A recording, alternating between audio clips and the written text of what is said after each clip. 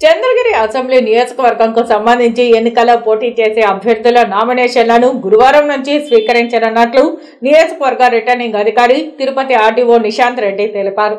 Tirupati air bypass రోడ్డులోని returning కార్యాలయంలో ఆయన బుధవారం విలేకరులతో మాట్లాడారు. తిరుపతి ఆర్డీఓ కార్యాలయంలో గురువారం నుంచి 25వ తేదీ వరకు నామినేషన్లను స్వీకరిస్తామన్నారు. చంద్రగిరి అసెంబ్లీ నియోజకవర్గంకు సంబంధించి తిరుపతి ఆర్డీఓ కార్యాలయంలో మాత్రమే నామినేషన్లు అందించాల్సి ఉంటుందన్నారు. ఉదయం 11 గంటల నుంచి మధ్యాహ్నం 3 గంటల వరకు మాత్రమే నామినేషన్లను స్వీకరిస్తామని చెప్పారు. పబ్లిక్ హాలిడేస్, ఆదివారం ఎలాంటి నామినేషన్లు తీసుకోమన్నారు. నామినేషన్ అప్లికేషన్లను, అఫిడవిట్ కు సంబంధించిన వాటిపై అభ్యర్థులకు అవగాహన కల్పించేందుకు రిటర్నింగ్ కార్యాలయంలో హెల్ప్ డెస్క్ ను ఏర్పాటు చేశామని, తహసీల్దార్, 2 ఏఎస్ఓలు అందుబాటులో ఉంటారని చెప్పారు. అభ్యర్థితో పాటు 4గురికి మాత్రమే ప్రవేశం ఉంటుందని, నామినేషన్ల సమయంలో ఎలాంటి ఇబ్బందులు తలెత్తకుండా చూసేందుకు పక్కా ఏర్పాట్లను చేస్తున్నట్లు ఆర్ఓ నిశాంత్ రెడ్డి తెలిపారు.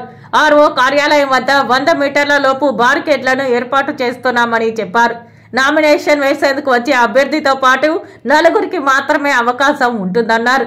నామినేషన్లు స్వీకరించేందుకు ఆర్ఓ ఛాంబర్లో ప్రత్యేక ఏర్పాట్లు చేశామన్నారు. ఎస్సీ, ఎస్టీ అభ్యర్థులు 5,000, ఇతరులు 10,000ను చెల్లించాల్సి ఉంటుందని, కేవలం నగదును మాత్రమే స్వీకరిస్తామని అన్నారు. నామినేషన్ వేసే అభ్యర్థి ముందు రోజే బ్యాంక్ అకౌంట్ ను తప్పనిసరిగా ప్రారంభించాల్సి ఉంటుందన్నారు. గతంలో సమర్పించిన నామినేషన్ అఫిడవిట్ నమూనాలు పూర్తిగా మారిపోయాయని, కొత్త ఫార్మేట్ లో వచ్చిన నామినేషన్ పత్రం, అఫిడవిట్ ను మాత్రమే అభ్యర్థులు సమర్పించాల్సి ఉంటుందని అన్నారు.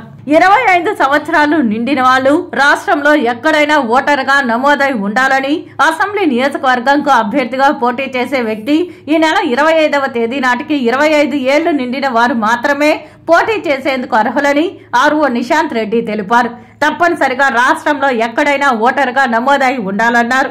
గుర్తింపు ఉన్న పార్టీల అభ్యర్థికి ఒకరు ప్రపోజర్ గా ఉంటే సరిపోతుందని, గుర్తింపు లేని పార్టీ అభ్యర్థికి మాత్రం 10 మంది ప్రపోజర్స్ గా ఉండాల్సి ఉంటుందన్నారు.